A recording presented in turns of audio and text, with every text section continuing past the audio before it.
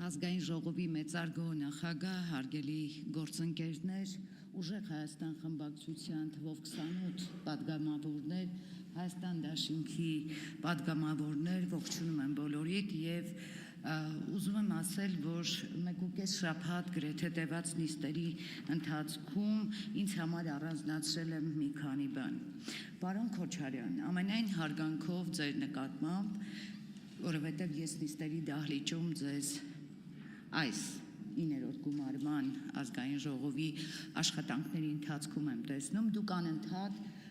քաղաքացիական պայմանագրին մեղադրում եք ձայների գողության մեջ։ Տիկին Խամոյանը այսօր մի քիչ ավելի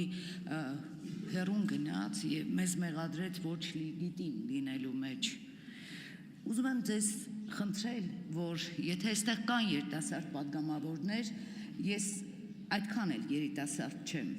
Եվ 1998 թվականին, երբ տեղի էին ունենում Հայաստանի Հանրապետության այն նախագահի ընտրությունները, ով խախտելով Հայաստանի Հանրապետության սահմանադրությունը, ժեկի տեղեկանքով, չլինելով Հայաստանի Հանրապետության քաղաքացի, ընտրվեց նախագահ, ես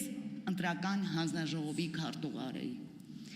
Եվ ուզում եմ իմ գործընկերներին պատմել, թե ես ինչի միջով եմ անցել, երկու անգամ, երկու փուլով,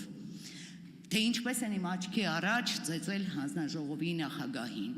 ինչ պատմությունների միջով եմ անցել, ես հիմա պատմում եմ և վերապրում եմ, ես ես պիտի խնդրեմ, որ շատ բարեկիրթ եք դուք, գիտեք, շատ գեղեցիկ եք խոսում,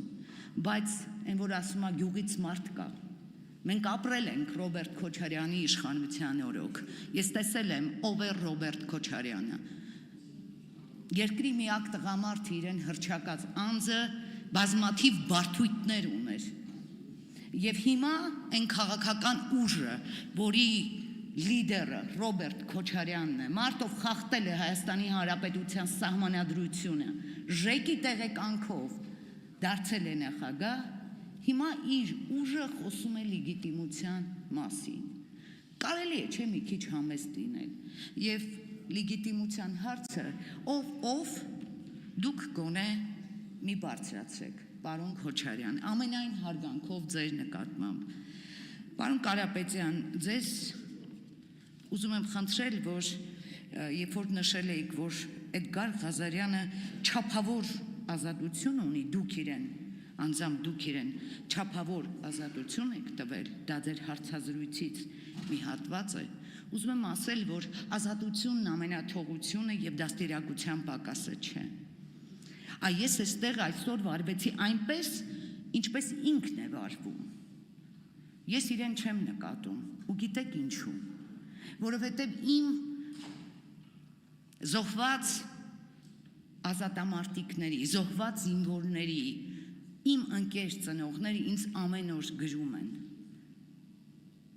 ձեր թիմակից ընկերոջ մասին և այդ մարդիկ շատ հայտնի մարդիկ են, այդ մարդիկ գրում են, որ դուք պարոն Կարապետյան պատասխանատու եք իր համար և քանի դեռ, այսինքն իրենք էլ իր ներողությունը չեն էլ ակնկալում, որովհետև այլևս իր ներողության կարիքը չկա, մարդը այսօր այստեղ հող էր նախապատրաստում իր ասածը հիմնավորելու համար և դա խոսում է իր բարոյական արժեքների մասին, գուցե դուք մի քիչ իր ազատության սահմանները կրճատեք, երևի մտածելու բան ունեք։ Ես ուզում եմ նաև խոսքս հղել ձեզ, պարոն Վարդևանյան, երբ որ դուք ելույթ եք ունենում այստեղ, դուք ռետորական հարց հնչեցրեցիք կապված Հայաստանի Հանրապետության չափերի, քարտեզի հետ, թե ուր է կորել այդ 29800 քառակուսի կիլոմետրի այդ մի փոքրիկ հատվածը, որտեղ է այն և նայում էիք մեր կողմը, կարծես մենք ինչ-որտեղ թաքցրել էինք։ Հիմա ինձ թվում է դուք ունեք ձեզ հուզող հարցի պատասխանը և ձեր նախկին ընկերներին կհարցնեք, որտեղ է 29800 քառակուսի կիլոմետրի այդ մնացած հատվածը։ Շնորհակալ եմ։